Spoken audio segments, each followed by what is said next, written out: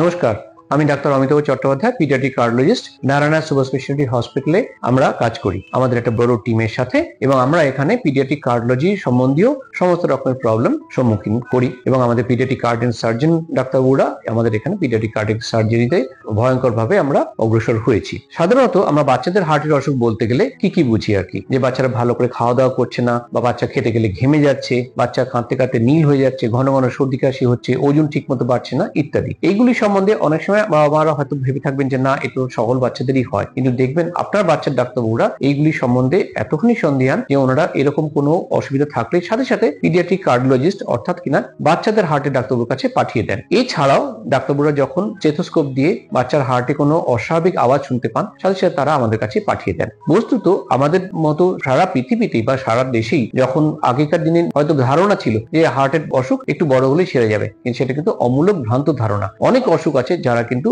আমাদের খুব অল্প সময় পরিসর দেয় এবং সেই সময় পরিসরের মধ্যে চিকিৎসা না করলে ভবিষ্যতে কিন্তু আর চিকিৎসা করা যায় না। কাজে এইরকম কোনো সিমটমস বা ভাব উপসর্গ দেখলে, বাচ্চা ভালো করে খাচ্ছে না, ঠিক মতো উঠছে না, বা খুব কান্নাকাটি করছে, কাঁদতে কাঁদতে নীল হয়ে যাচ্ছে, অজ্ঞান মতন হয়ে যাচ্ছে, ওজন বাড়ছে না, ঘন ঘন সর্দি কাশি হচ্ছে, তাহলে অবিলম্বে আপনার বাচ্চা ডাক্তারের সাথে যোগাযোগ করুন এবং যদি সম্ভব হয় তাড়াতাড়ি করে পিডিয়াট্রিক কার্ডিওলজিস্টের কাছে আসুন। আমরা কি করব, আমরা তাদের আবার পরীক্ষা করি, এক্স-রে, ইসিজি এবং ইকোকার্ডিওগ্রামের দ্বারা তার রোগ নির্ণয় করে সঠিক পথে কি করতে হবে যত শীঘ্র সম্ভব সেই চিকিৎসাটা আমরা আরম্ভ করে দিই। আশা করি আপনারা সবাই ভালো থাকবেন এবং এই পদ্ধতিতে যত তাড়াতাড়ি সম্ভব আমরা আমাদের দেশকে আরো এগিয়ে নিয়ে যেতে পারবো, বাচ্চাদের আরো খুশি রাখতে পারবো।